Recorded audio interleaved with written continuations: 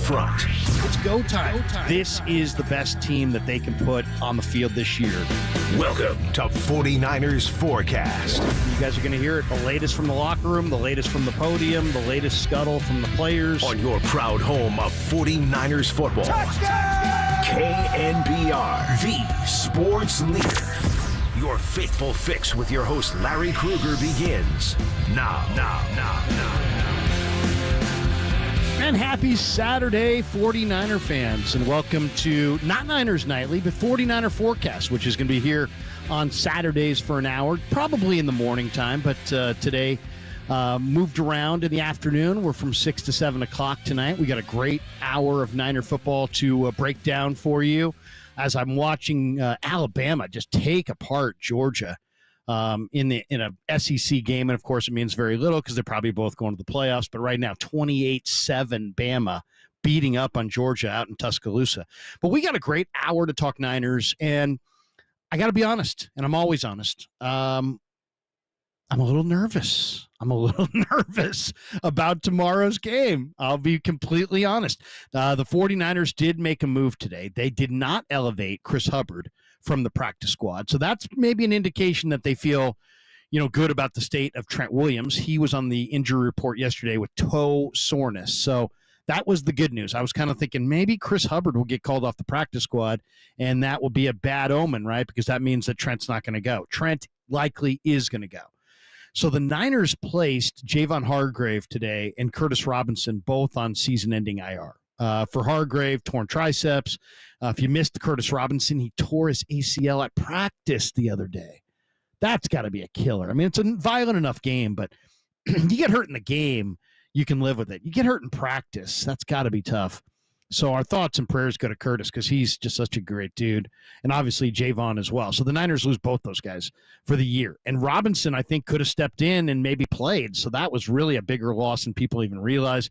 And Hargrave, they lose, their best interior player, the guy who they gave a ton of cash to. You can debate the wisdom of it, but he was clearly their best tackle, and they're going to have to go the rest of the way without their best tackle. So today, they made a couple interesting moves. They signed to the active roster Sam Aquinu, who I did an interview with earlier this week. Very interesting guy. And if you want to check it out, go to my YouTube page, The Krueger Show on YouTube, and you can check it out. We talked everything from, what's going to happen without Hargrave to how you set up an offensive tackle with speed, with power, with a bull rush. We just talked about a lot of football, and it was some good stuff. So go check that out. But so he gets signed to the active roster and then elevated from the practice squad, Jalen Mahoney. And you say, well, why Jalen Mahoney, the safety from Vanderbilt? Well, it really speaks to the fact that Talanoa Hufanga came up late on the injured list. So Hufanga, who just played last week for the very first time, I believe it's an ankle for Hufanga. So he rolled his ankle late in the week once again during practice. That's just such a bummer. So Jalen Mahoney, who's actually not a bad player, he played well in the preseason. He looked good in camp. He's a much better athlete than you would think for a late day 3 pick. So we'll see what he's got. He'll be up. And then Evan Anderson drew the elevation from the practice squad among the defensive tackles. Now, this one surprised me. Why? Because I touched base with T.Y. McGill earlier in the week, and he seemed to think that he was going to get the elevation off the practice squad. And T.Y. McGill is the veteran, right? He's the veteran, and he's the guy with all the experience. Evan Anderson is I think, the better player long term, but he's I thought he was in the midst of a redshirt year. He's trying to drop some weight. He's trying to get in better shape. But, be careful what you say, I guess, because T.Y. McGill was like, hey, I think I'm getting the designation. And then I went up to him yesterday thinking, hey, I'll do a little sit down with T.Y. in the locker room before Sunday and just kind of get his mindset now that he'll be up. And he said to me, he's like, man, you don't want to talk to me right now. He's like, you're my guy. And we dapped up and everything, but he's like, we can't do it today. So I thought to myself, either he really doesn't want to talk before he plays on Sunday, or he didn't get the call up. And sure enough, it was announced today that it's Evan Anderson and not T.Y. McGill. Now, Anderson's a huge body. I mean, this guy showed up at Florida Atlantic, I think around 370, and he's probably now about 325. And he's strong as an ox, and he's got quick feet, and he's not a pass rusher per se, and but he's definitely a talented guy. The Niners gave this guy, I believe, $280,000 guaranteed as an undrafted player to sign here in the offseason. So they beat out a bunch of other teams who also wanted Evan Anderson by offering him not just big money, almost $300,000, but guaranteeing it. I believe they guaranteed him $280,000. So they like this kid. And if you watch him, you can see why. He's got great athleticism and unbelievable strength. It's like I'm trying to compare him to somebody. He kind of reminds me of DJ Jones, a little bit of DJ Jones. So Anderson is up, Mahoney's up. We'll see if we'll see, they get elevated from the practice squad. We'll see if they'll ultimately be inactive tomorrow when the Niners release that, about 30, 40 minutes before kickoff.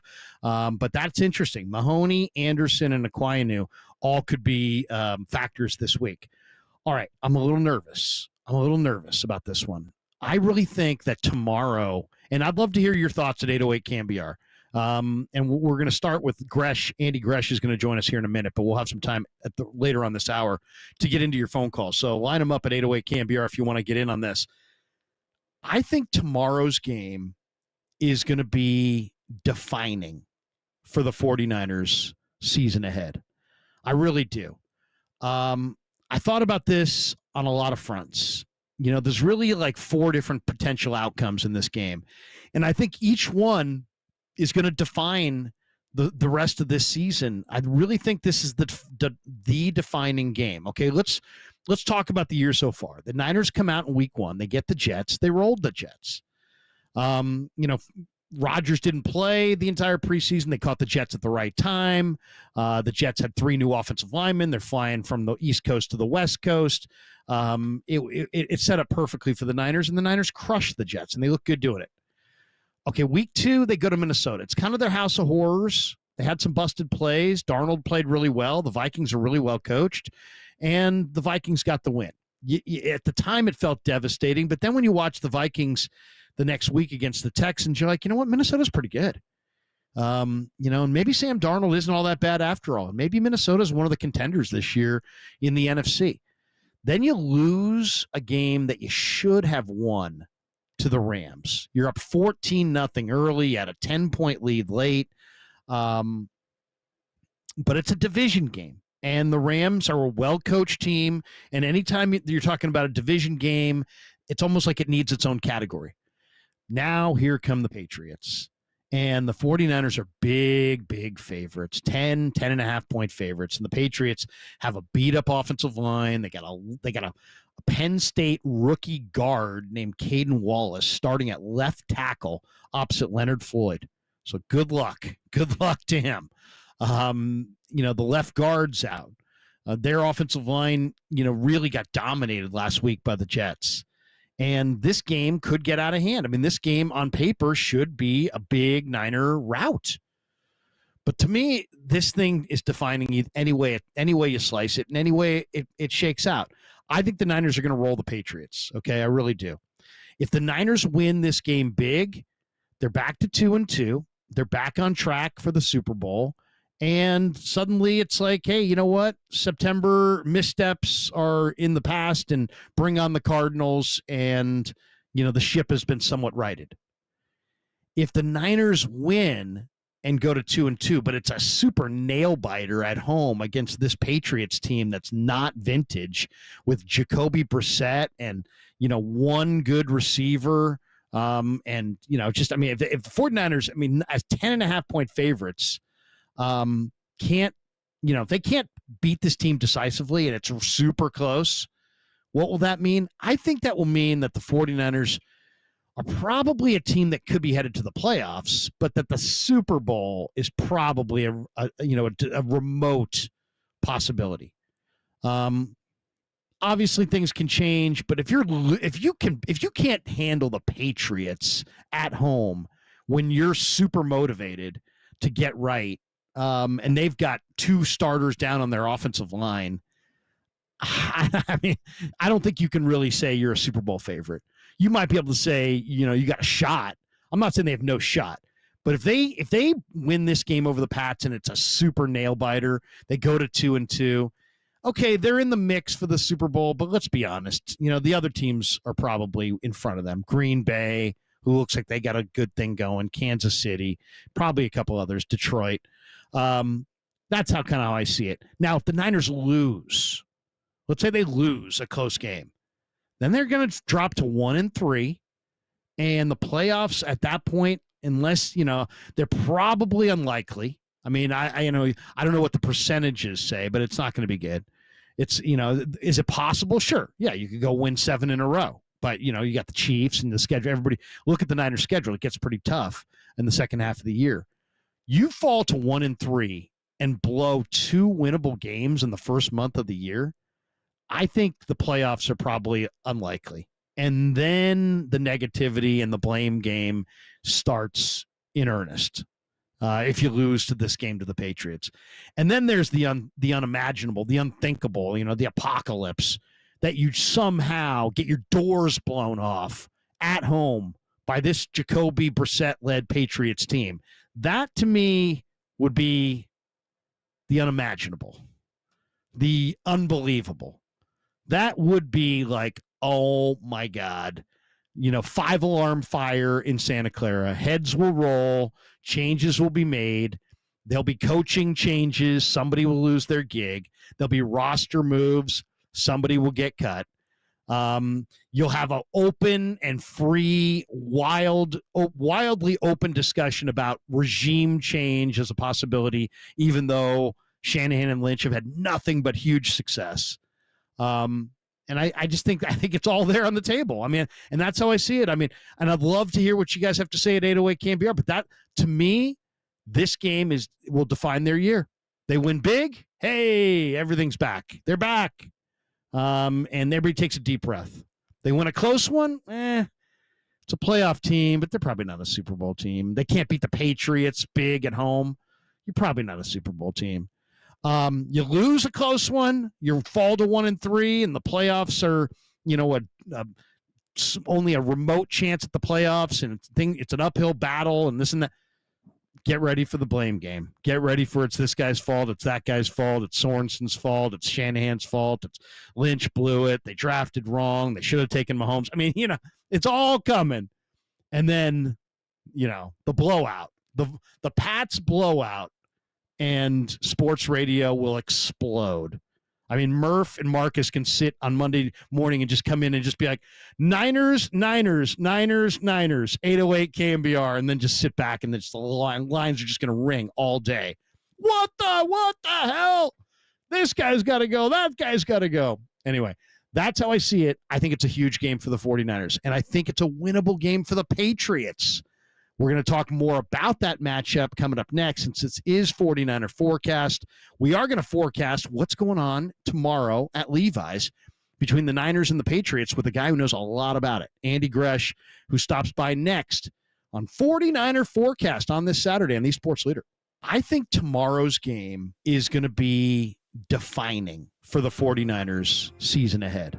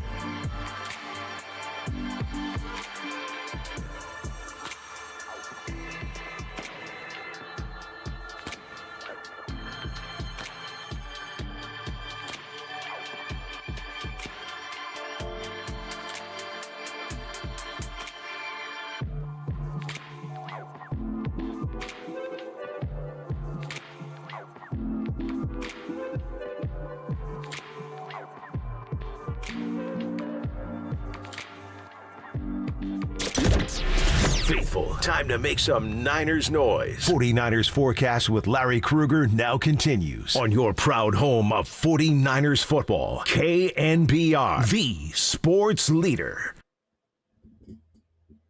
All right, we keep it rolling on a Saturday. As I said, big game for the Niners tomorrow. It's the gotta get it game. You gotta get it. And we got to get with Andy Gresh right here, who the real Gresh on X. You know this guy if you're a sports radio fan around the country. He's done a lot of work up in the Northeast. KNBR listeners know Gresh from CBS Sports Radio on the weekends. I know Gresh because we worked together back for Doggy there, Russo at Mad Dog Radio back in the late 2008, 9, somewhere in there. And he's with us on the UMA guest line to talk Niners Pats. Gresh, how are you? Larry, how are you, buddy? I was going to do the Mad Dog impression of him, yelling at us in 2009.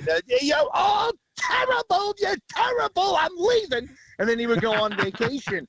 It was the bit he would do on the Fan every year, and people knew how to react to it, except nationally, everybody took the cheese and thought he was firing all of us. Yeah, the best is his rant on KNBR before the Giants won the 3 titles. He's like, one time, one lousy time. Just once in my life, one time. I mean, he really is kind of Donald Duck on steroids. But those were the days, Larry. And I'll tell you, buddy, the way we feel here in New England is not the same as y'all feel in San Francisco. My God, how life has changed for a New England Patriots fan. I know. And times have changed. And I guess why don't we start right there? Are the fans up there, are they holding Bob Kraft's feet to the fire? Is it, they're not going to blame Mayo or, I mean, who ultimately is wearing the pressure? Is it Bob Kraft? All on him? Yeah, I think some people are getting, a little upset at Mr. Kraft. The problem is that the run was so great. For a lot of fans, it's hard for them to really get that upset at the guy. I feel like it's starting to build somewhat because, Krug, we were at training camp, and let me tell you, I was sitting beside a 13-year NFLer in Christian Fourier, and during the first practice we were at, I said to him, I was like, man, this vibe is different. Not laziness, but walking in between drills.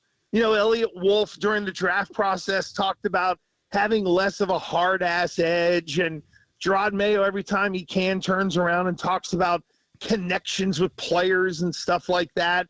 It's just really different, and I think people are trying to give Mayo a chance. But, Larry, you and I have been around the pro football game a long time. And, yes, Belichick was militant. He was a bit of a D-bag at times. And he did some things that he didn't need to do, no question. But, man, oh, man, when you see, Ramondre Stevenson fumble 3 games in a row and you see some of the attention to detail starting to wane a little bit, more special teams issues, you start to kind of wonder if this staff really was ready for the situation they've been put in. Interesting. We've been talking a lot of Pats this week. One of the people down in the media room asked, who do you think are the the 5 people most responsible for the Patriots dynasty. And this was my list: Belichick, Brady, Vinatieri, Dante Zarnecchia, Ernie Adams. Those are my 5. And people are like, who's Ernie Adams? Who's Ernie Adams? Well, watch that hit piece on Apple that they did on, Belichick whenever he walked out the door, and you learn about Ernie Adams real quick.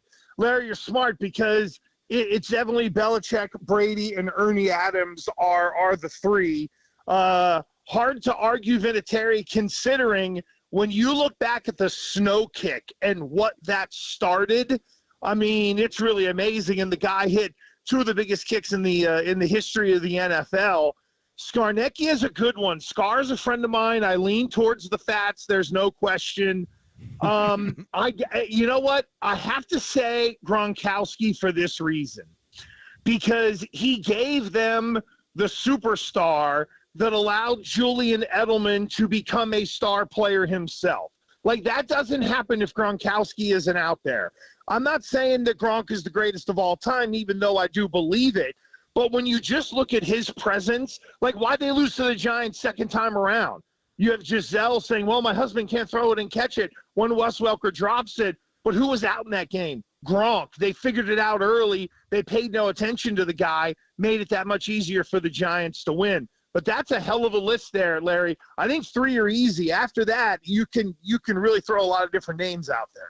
Yeah, I mean, and somebody said, hey, man, you're going to put a kicker on that list over Ty Law and the way Ty Law played corner in that Super Bowl. And I'm like, yeah, you know what? You don't get me thinking about it. You're right. I mean, Ty Law was amazing at the beginning. Hey, before we go any further on this year's Pats, what did you think of the roast? Why did Brady do the roast? What did you think of the roast? I mean, it was a train wreck like most roasts are, but in a way it was awesome. In a way it was just way too much. What did you think? Yeah, they overdid it a little bit with all the comedians and stuff like that, and I get it. That's the essence of a roast. Look, the reason I think he did it was $20 million. Let's also remember, while Tom Brady is a rich man, you have to be wealthy to own parts of NFL teams, or you have to be lucky like Tommy Boy Davis and inherit it because you didn't work for it. You know what I mean? So sure. I think with Brady, he's trying to raise as much capital as possible, because I've always argued this with people where they say, well, why wouldn't you want Tom Brady to be a part of an ownership group? Because at that level, Brady is knocking on the door to get into the room of people who say, you're Tom Brady, but why do I have to deal with you? If you're bringing some other guy with a butt ton of money to the table, I'll just talk to the guy with the butt ton of money. I don't need Tom Brady. So he's viewed very differently, I think, in a business sense. So he's got to be able to get that working capital. And I know he's going to make a ton of money from Fox, but still, even if you added up that Fox contract, if he got paid every dime of it with no taxes taken out, $185 million or whatever, that doesn't scratch the surface of the valuation that they put on the Raiders piece that he wants to buy. So I think he's, in the rush for cash to try to be able to raise enough capital to weasel his way into some percentage of ownership somewhere. One of the things that was so interesting, I thought, that came up this offseason that I have to ask about is Kyle offered the defensive coordinator job to Belichick, and he declined. And I like him on Inside the NFL. Don't get me wrong, on the WB. I mean, it's a good show, but I was surprised. I thought Belichick was such a football guy that he wouldn't want the media gig. I know he's probably going to Jacksonville and get full control next year, but I thought there was a chance he would just be a football guy and then just be like, I'll be somebody's defensive coordinator for a year, and then I'll be a head coach. But were you surprised that he didn't take any coaching offer and decided to do the media thing? Yeah, too much 26-year-old, chickadees running around Nantucket for him to want to be coaching all the time. He's out there scouting, so to speak. I think quite honestly, Lair, when he didn't get the Atlanta job, it kind of shocked everybody because, think about what they did. They basically said, we're going to choose Terry Fontenot and his group of people over Bill Belichick to come in. As enormous as that is, he had a guy who would have spent money. Like, imagine if Belichick were coaching that Atlanta team minus using the 8th pick on Michael Penix because they would have gone out and signed Kirk Cousins, and you put Josh McDaniels down there. And, maybe a little bit of someone different on defense, not Matt Patricia. Hopefully Bill kind of learned that lesson. But I am a little surprised that he jumped in doing as much as he did. Like he got lured to do inside the NFL. Now, let's remember, inside the NFL was controlled by the Sable family. Bill Belichick and Stephen Ed Sable were all very, very close. So that was probably a pretty easy one to sort of pull him into. But who knows, Larry? I think he's coming back to coaching, and I think this guy is too smart to not realize, okay, maybe my ways got a little old. How can I freshen them up but still hold these guys to a standard that they can play at a championship level? I think that guy is smart enough to figure that out. And maybe it isn't about total control. Jacksonville might be enticing because of that. But if Dallas opens up with all that talent, Bill might look at it and say, F it, I'm going to coach for 3 years anyway.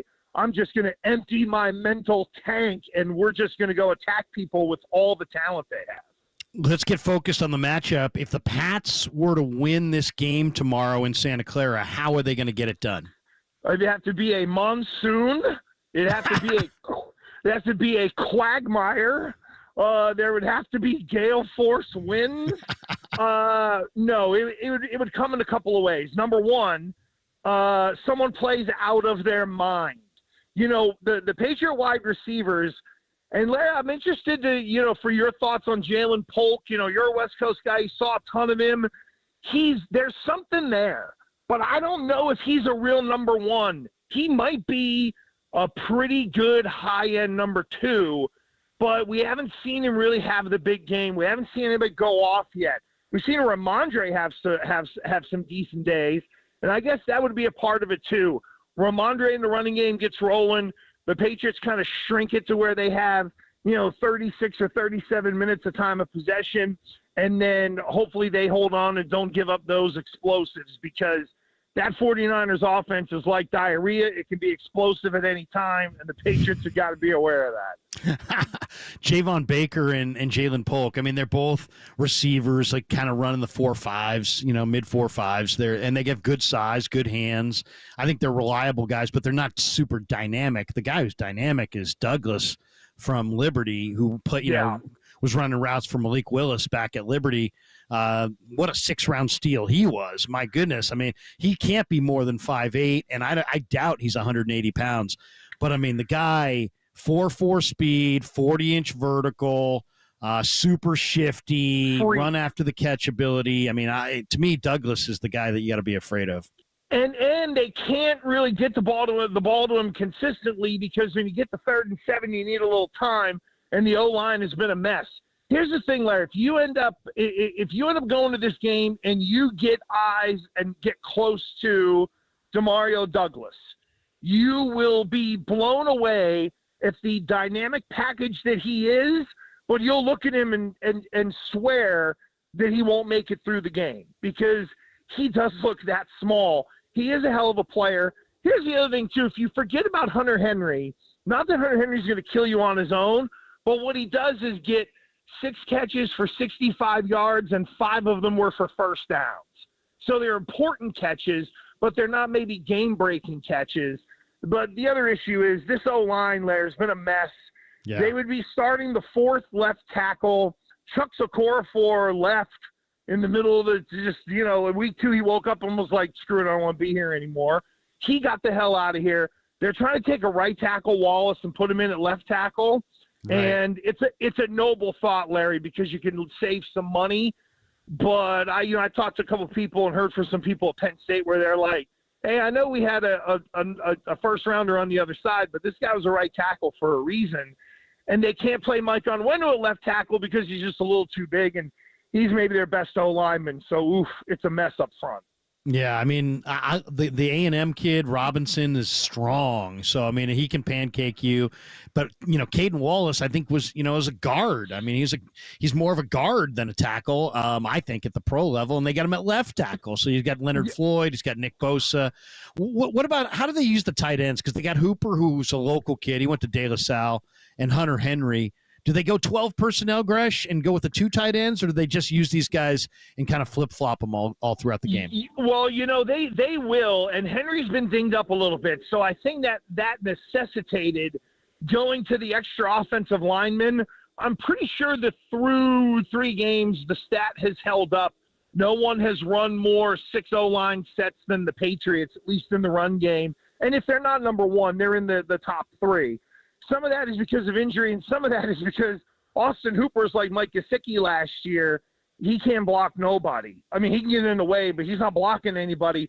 Hunter Henry will give you a representative effort. You can kind of count on him a little bit. So the tight ends aren't massive in the run game, and we really haven't seen we've seen Hunter Henry be used, but the other tight ends haven't really emerged just yet. And I feel like that if Demario Douglas, as you just mentioned, Larry, if he starts to get cooking a little bit, then it might open up some things for a tight end. Then again, they're really made for catching the ball over the middle, and that's where Pop Douglas would operate. So it'll be interesting to see how they do it. But yeah, these aren't. They'll put in extra O linemen and tell you they're going to run versus trying to ask the tight ends to kind of man up and move somebody. Hey, a couple last ones for you, Gresh. Keon White, my goodness. I mean, I know they go 3-4, but this guy is scary. He's 6'5", he's 285. He moves like a much smaller guy. Like if you watch him, you're like, that guy's probably 260. No, he's 285. And he's monster, and he's the 4th best pass rusher in the league behind Garrett, Watt, and Aiden Hutchinson right now. The guy's monster. I'm telling you. What do you think of him? If you see him, Larry, you're going to fall in love with him right away. We talked to him at camp. First of all, he's a no-nonsense dude. We asked him kind of like straight up. It was like, what are your goals? And he was like, to make money. At least somebody was honest. You know what I mean? Yeah, seriously. The dude is scary. He openly has talked about how he liked the tough coaching from Bill Belichick. He goes, I respond to that pretty well. This guy, he is the nicest person, kind of like, you get him at a charity event, you look at him and you're like, oh my God, I don't want to talk to that guy. And then he smiles and lets the guard down a little bit, and there's a human being in there. But that dude is serious, and he is serious about getting to the quarterback. And he's the first athlete, Larry, I would say, in 25 years who was honest on the question, kind of like, what's the goal? And he's like, to make money. He's a second-round guy who's in his second year, so if he puts up 2 good years, he's going to be able to make a case to be a mainstay. He's a badass. If you talk to him, Larry, you would love him. This guy is a dude, an absolute dude. If he stays healthy, be on a bad team, but he's going to wreak havoc this year. Last one, Gresh. Give me the national perspective on Brock Purdy, because it's like, I actually thought he was going to be a big time player his rookie year. I mean, in minicamp that year, I'm like, this kid looks like something. He hit the ground running. There's a stat out there, Gresh, that's the most amazing thing. And the stat is that since Brock Purdy came into the league in week 14 of 2022, he beat Tom Brady that day 35-7. Since that point, they made a list of quarterbacks who have had at least a 110 quarterback rating and how many times they've had that 110 quarterback rating. And here's the list. Mm-hmm. Dak Prescott has done it 8 times. Lamar Jackson's done it 6 times. Mahomes, Stafford, Josh Allen, and Jalen Hurts have done it 4 times. And Brock Purdy has achieved a 110 or better rating 15 times. Well, what do you make of this kid? Well, what jumps out to me is, a lot of those quarterbacks do play on good teams who have some pretty good defenses. So that definitely plays in your favor in terms of not needing to take the kind of risk you do that would jack up your quarterback rating. Here's the thing with Brock Purdy. I like him. I don't love him. And if there's one thing the 49ers have proven is that if the guy isn't right, or maybe they can't afford him because of the way they're paying everybody there. Sure. That's an organization that'll rip the Band-Aid off, flip the asset, and won't be afraid to reboot at that position if they think maybe they could find someone better. Because given the talent around, I think there are a lot of guys who could perform very well in that system. I don't want it to sound like I'm being a Brock Purdy hater, but if Brock Purdy is going to say, unless he wins the championship and becomes Joe Montana again, I wonder if he says, I want $55 million a year or $250 million guaranteed. Man, I think I'd have to have a long conversation if I'm John Lynch, around the fire with a couple of drinks to make sure that you really do want to commit it to that guy, because I think he's good. I just don't know if he's great, and I feel like Shanahan can coach somebody up. So I'm like, when I think of the list of people that I'm worried about tomorrow, Larry, like Purdy, as crazy as it sounds, Purdy is not one of them. No, I mean, he's not, he went from a lot of people had questions to, we still have a lot of questions about the team, just not a lot of questions about Purdy. Gresh, you're the man. People want to follow you. You're a great follow on X. And there's multiple Greshes, so you got to find the right one. It's the real Gresh on X. There you go, yeah. People are, it's the Wild West. Impersonators. There, yeah. Exactly. Dude, I always loved you came on before me on Mad Dog Radio. I would wind up listening to your show for multiple hours, dude. You're one of the best sports talk show hosts in America, man. And we wish you nothing but success going forward. And I always loved hearing you on CBS Sports Radio. I'm sure we'll be hearing you again in the future. Yeah. And keep it rolling, man. Always great to catch up with you. Good stuff, Larry. Thank you. Glad I stayed awake this time. I'll see you later, buddy.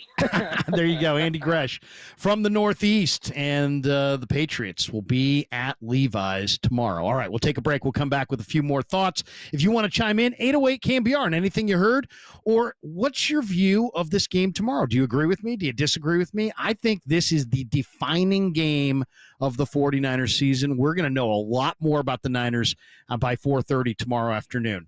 Chime in at 808 KNBR. Straight ahead, we've got a few more minutes on 49er Forecast on the Sports Leader. You're all terrible. You're terrible. I'm leaving. And then he would go on vacation.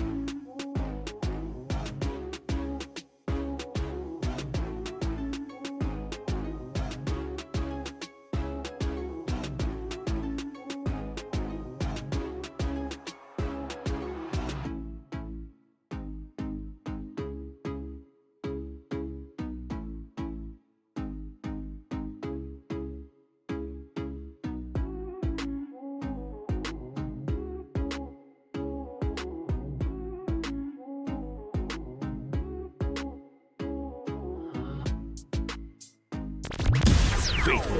Larry Krueger's rocking the red and gold as 49ers forecast continues on KNBR, the sports leader. Sports leader.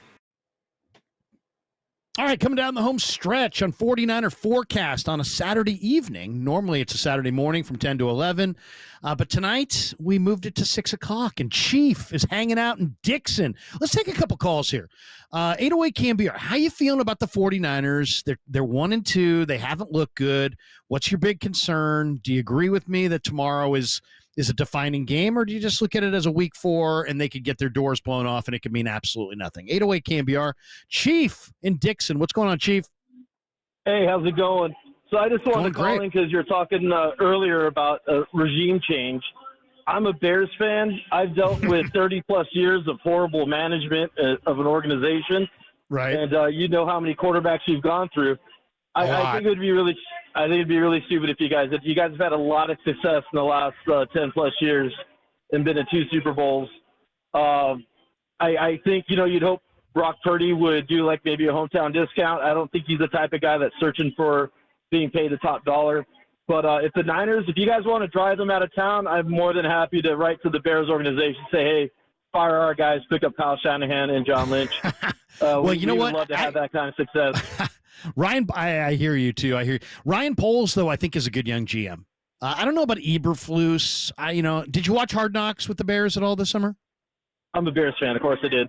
Yeah. So I like Poles, and I started to like Eberflus a little bit watching that, because he seems like he's got a little bit more substance to him, a little bit more personality than I thought. But I like what they're doing. I'm not a fan of Caleb. I don't think Caleb's any good, and I don't think Caleb's going to be any good. So we'll see. Maybe I'm wrong. I've been wrong before. No, USC history of quarterbacks hasn't been good, and neither has Ohio State. I wasn't too thrilled with either pick, but it is what it is. We have them now. I think they need to make changes on offense with the coordinator. I don't know if you watched any of the Bears games, but some of the play calling has been very suspect. I have, my mom's family, that side of my family is all from Chicago. So all my relatives are Bears fans. So I do keep one eye on the Bears at all times. And I think they're generally going in the right direction. But right now, I would say either bet against them or stay away from them, because until Caleb learns what he's doing, and they got some nice weapons. The O-line's a good talent, a lot of talent on that O-line. It's going to get better. The defense has some bright spots. It's just going to take. I get the feeling like this point next year, we're going to have a much better idea about Caleb and about the Bears' upside. Yeah, can I say one more thing before I leave? Yeah, please do. I think more teams need to do what the Niners are doing with Juszczyk and having a fullback, because they're able to run power, they're able to run counter, they're able to run belly ISO, power running football that the NFL's gotten away with all the inside zone and stretch runs. The difficult thing. Oh, the one I was going to say is the only difficult thing about, having Juszczyk, it's just hard to find a fullback. You got so many teams in college run the spread. There's so few pro set. You just don't get a lot of good fullbacks. I would say each draft has like 5 or 6 guys that can play fullback. That's about it. Chief, let me jump, because we got a few people on the line who want to jump in, but we appreciate your call. All right, thanks. Have a good night. Appreciate you. Bobby's hanging in Foster City on KNBR. Hey, Bobby. Hey, it's good to hear your voice. Actually, I don't. Thanks, man. I don't even know where you were, but I was thinking. I was on a different radio station, and then I was on YouTube and on the Krueger Show on YouTube, and but I'm here on the Sports Leader and feeling great about it. Yeah, it's good to hear you back. I mean, there's 2 guys that I really like at KNBR. It's Papa. I think we're blessed to have him, as well as you. You're very skilled at data. Thanks, man. Appreciate you. Maybe the best on the stations with data. So here's my thing. I think we're breathing too heavy on the Niners. There's way too much. I mean, trauma. Pump the brakes. Everybody take a deep breath. Yes. I think Ricky was shot and almost killed. Yeah. And you don't think that has a psyche and influence on the spirit of the game? And then McCaffrey's not well. And Deebo Samuel is... God, he just gets injured all the time. He's expendable. Unfortunately, he's great, but he's expendable. But if you notice those core 3 guys that get injured a lot, they play the game the hardest that I've seen in a long time.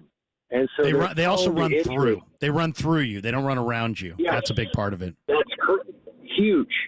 Same thing with the great, believe it or not, Jim Brown. That's what Jim Brown did.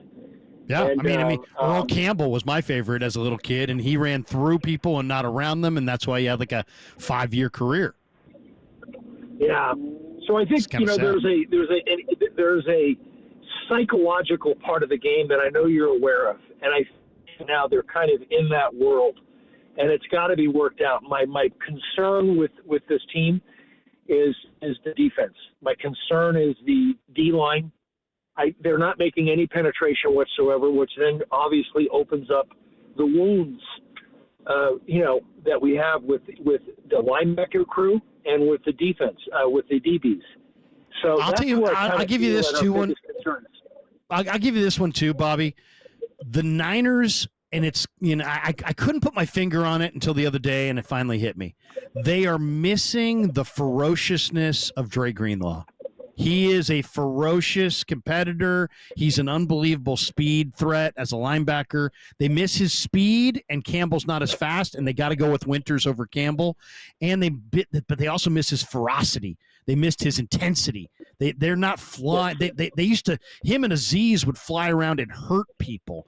They don't. The Niners don't have that swagger on D right now. They just don't have it. No, that was a big one, but I really do think that they lost their swag when they got rid of what's his name to Indianapolis. Buck. Buckner. I really feel that they kind of that's their biggest open wound on that team is their defense, and it has been. I don't know what to say about the defensive coordinator. I don't know where he's at. I don't know what his thinking is. I don't know what his intelligence is, what his capacity to have breakthroughs when they're down. I don't know that stuff yet. He's too new as far as I'm concerned. But our biggest issue is defense, and tomorrow is a big game as far as I concur because they're playing a team that they could take advantage of. But no question, this Patriot team has a bad O-line, but they have a big back. They have a really fast receiver. They got 2 good tight ends. It's going to be a challenge for the Niner D. Bobby, let me jump because I want to squeeze in 2 more before we get out of here, but we appreciate you. Thank you. John's hanging in Calistoga on KNBR. Hey, John. Hey, Krug.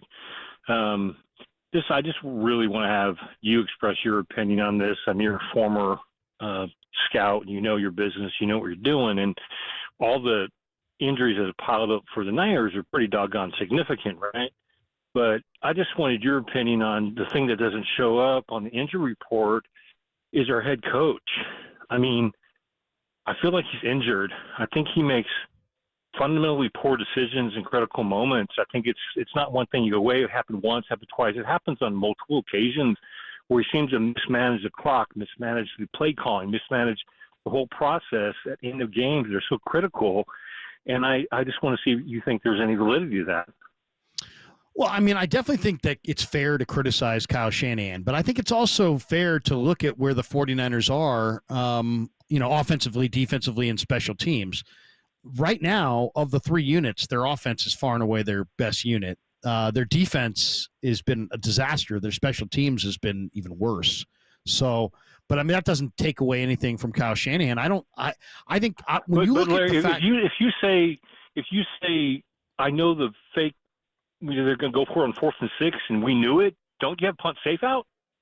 I think if you know they're going to run a fake, you would have, and you'd rather have your defense on the field than your punt return. Well, punt unit. Safe is mean you have Bosa out there instead of Conley at the end. No, I get it. I'm saying, and they absolutely should have known that it was a fake punt because people that I was talking to on Wednesday were saying, hey, if the 49ers get ahead by 2 touchdowns and the Rams get the ball between the 40s, look for the fake punt. I mean, literally on Wednesday, and I heard it about 5 times between Wednesday and Sunday. So I think it's if the Niners didn't see the fake punt coming, then that's on them, because they should have seen the fake punt coming.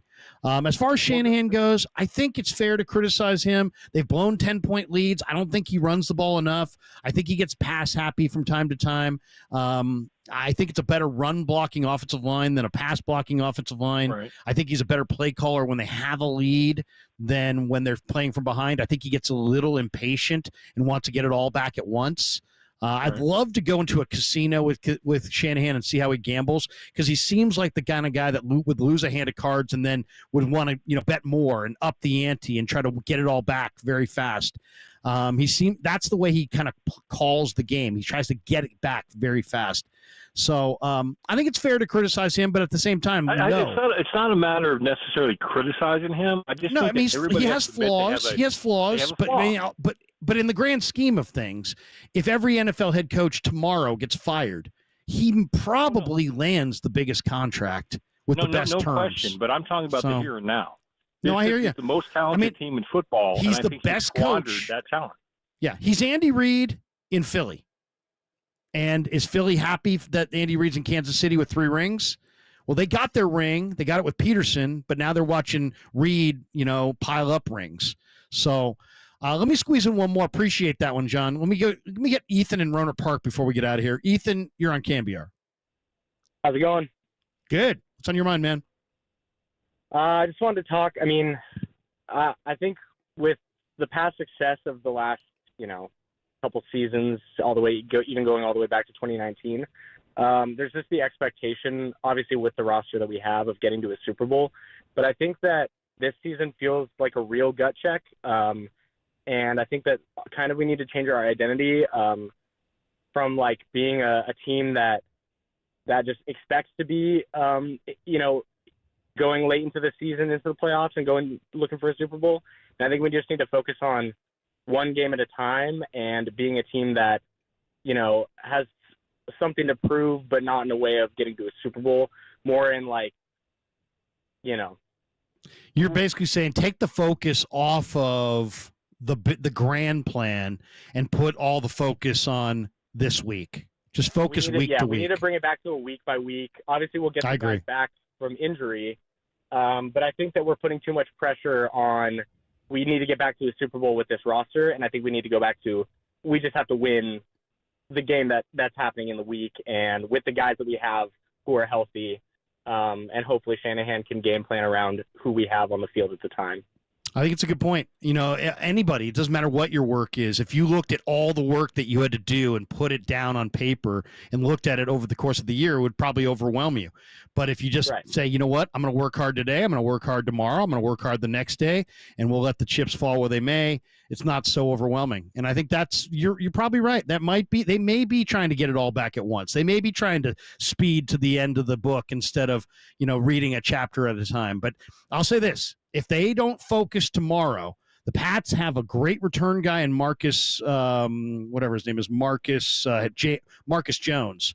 He's a super dangerous return guy, and they have a quarterback who can run. They've got a big running back. They've got a couple receivers. They got a couple tight ends, and they got a big physical defensive lineman and some good defensive backs. If the Niners, can't stop the run tomorrow, it's gonna be a long, long day. Because that's a big physical back who will just rumble all day, and it will be embarrassing. Ethan, have a great night. Appreciate you chiming in, man. Thanks. Appreciate it. Have a good one. Yeah, you do the same. That does it for us. Thanks to Andy Gresh. Thanks to Greg Greg Silver back at the station. Up next is Fantasize This with Adam Copeland and Marcus Boucher, and they'll talk fantasy football. I'll be back with John and Dennis and Adam tomorrow for a segment on the pregame, on the postgame. Go Niners. Hopefully they get the win. Thanks for tuning in.